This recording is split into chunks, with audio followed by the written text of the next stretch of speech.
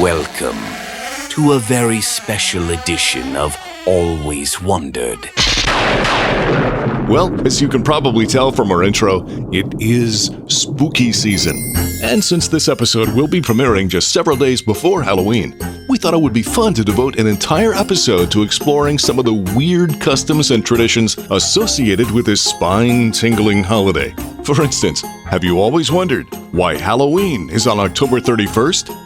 I mean, who circled that date on the calendar and said, "Yep, that's the night for ghosts, Laffy Taffy, and Steve from accounting dressing up like a dinosaur"? Well, it all started with an ancient Celtic festival called Samhain, spelled nothing like it sounds, by the way.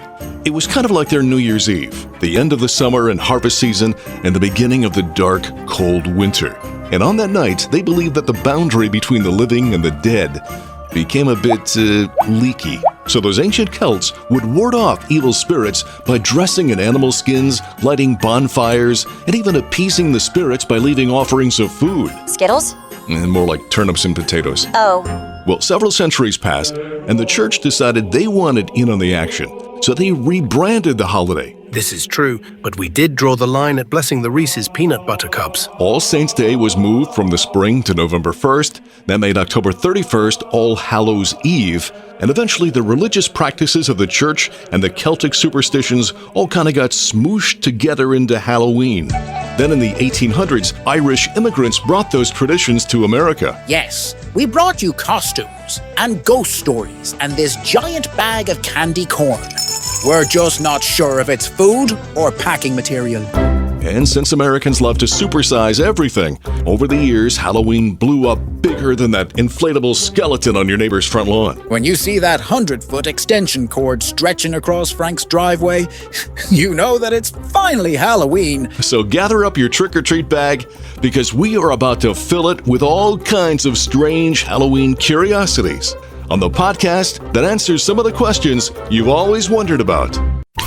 It's the Always Wondered podcast. Hi, I'm Rick Peterson. Thanks for joining us.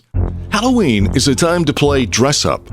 But have you always wondered why we like to wear costumes on Halloween? Well, as we mentioned, the ancient Celtic festival of Samhain fell on October 31st, and that was the day when some weird things happened. October 31st, the night that the veil between the living and the dead was thinnest. Also the night when dentists rubbed their hands together like supervillains. Yep, those ancient Celts were freaked out over the prospect of spirits showing up in their world, so their ploy was to put on disguises. Oh hey, I'm not Kevin the farmer. I'm really a terrifying ghoul. So please, Mr. Spirit, don't possess me, okay? What started as a way to fight off the undead turned into the costumes we know today. Witches, superheroes, and of course that one guy at every party who insists on dressing as a sexy traffic cone. What can I say? The chicks dig it! Sure, if you say so. And we can also thank the Irish for another long-held tradition. Have you always wondered why we carve pumpkins for Halloween? Turns out it all started with turnips. Turnips? Yep, because nothing says frightening like a tough, fibrous vegetable with carved teeth. It all comes from the Irish legend of Stingy Jack. He was the kind of guy that would invite you to dinner and then conveniently forget his wallet. Oh, geez, can you get this one? I'll totally Venmo you later. So when he died, both heaven and hell told him, No thanks. We're all filled up at the moment. So Jack was doomed to walk the earth with only a burning coal inside a hollowed-out turnip to light his way. That turnip lantern became the jack-o'-lantern. Yep, Stingy Jack's eternal nightlight. Excuse me, does anyone have a charging cable for my root vegetable? And people carved them on Halloween to ward off Stingy Jack and any other evil spirits who might be hanging around. Then when the Irish immigrants came to America, they found pumpkins everywhere. Big, bright orange, and About 100 times easier to carve than a rock-hard turnip. so the pumpkin replaced the turnip, and stabbing those gourds became a Halloween tradition. But now instead of scaring off Stingy Jack, we give them a goofy face, stick a candle inside, and just hope the squirrels don't eat it before October 31st. The Always Wondered podcast. It's what every kid waits for on Halloween. Trick or treat! But have you always wondered where the tradition of trick-or-treating started? I got it wrong. Well, once again, we look to those ancient Celts. We told you that to appease evil spirits on October 31st, the Celts would leave offerings of food and treats. Another potato? Can't a ghost get some chocolate around here? Fast forward to the Middle Ages, and we get something called souling. Poor folks would go door to door on All Hallows Eve and offer to pray for the souls of the homeowners dearly departed in exchange for food. I'll put in a good word for your late Uncle Ned if you give me one of those delicious soul cakes. Then came guising. Children would dress up in costumes and perform little tricks, like poems, songs, or jokes in exchange for treats. I just flew in from Pittsburgh, and boy are my arms tired. Now hand over the sweets. In the 1800s, European immigrants brought those traditions with them to the U.S. Souling and guising merged into trick-or-treating. And by the 20th century, the candy industry knew a good thing when they saw it, and Halloween turned into a full-blown sugar-infused bonanza. The trick part became more of an implied threat, soaping windows or toilet papering trees. But the treat part? Well, kids plotted out their neighborhood like it was a Normandy invasion. They knew which houses to hit. Code Red, 2-story home at 17th and Maples has full-size Milky Way. And which to avoid. Oh, what's this stuff? It's candy corn. Oh, I thought it was driveway gravel. But of course, keep reminding yourself, it always could be worse. It could be raisin soul cakes. It's the Always Wondered podcast. As our Halloween episode continues, there are a few other traditions we can touch on. Have you always wondered how haunted houses became a thing on Halloween? We go back to the 1930s.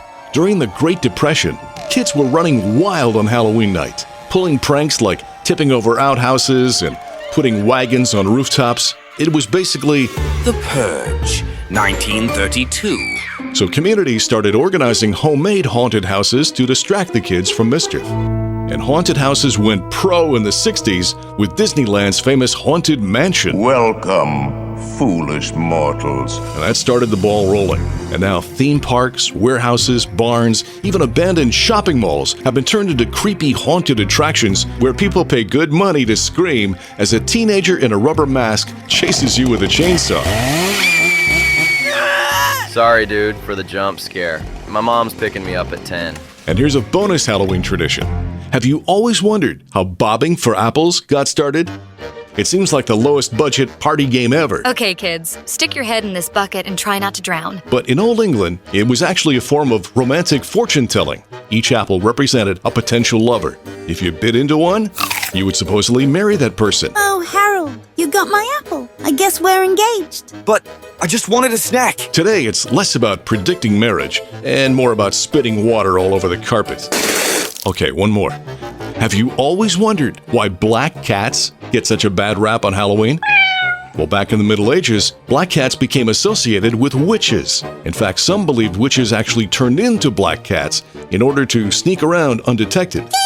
Fast forward several centuries, and the superstition stuck. Though really, if you've ever owned a cat, you know they don't need magic to be mysterious. They already act like they're plotting world domination. The Always Wondered podcast. Well, that's going to bring this Halloween episode to a close. You know, I was trying to think of a catchy name for this episode. Like Howlays Wondered, Always One Dread, or Halloways Weendered. But ultimately decided against all of them. Good thinking. Yeah. So, in the end, Halloween is about costumes and spirits and long-held traditions. But let's be honest, mostly it's about pretending that you'll eat only one mini Snickers. A reminder that we would love to hear from you. alwayswonderedpodcast@gmail.com. Look for Always Wondered Podcast on Facebook. There you'll find links to fun videos of some of our previous subjects on both TikTok and YouTube. And as always, we leave you with one to ponder. It's Halloween related too. Have you always wondered if candy corn is the same flavor all the way through? Why do people insist on eating it one layer at a time? I know I've done it, and I'm not sure why. So until next time, stay curious and keep wondering. I'm Rick Peterson. Thanks for listening. The Always Wondered podcast. If you like what you hear, please subscribe, leave a 5-star rating, and a review. Listen on Apple Podcasts, Spotify, or wherever you pod. Feel free to offer suggestions for future topics or simply reach out to alwayswonderedpodcast@gmail.com.